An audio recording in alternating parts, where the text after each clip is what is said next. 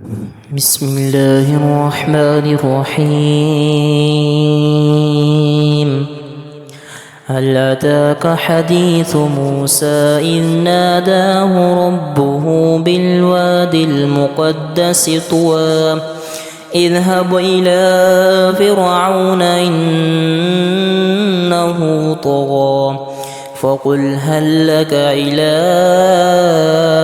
أن تزكى وأهديك إلى ربك فتخشى فأراه الآية الكبرى فكذب وعصى ثم أدبر يسعى فحشر فنادى فقال أنا ربكم الأعلى فأخذه الله نكال الآخرة والأولى إن في ذلك لعبرة لمن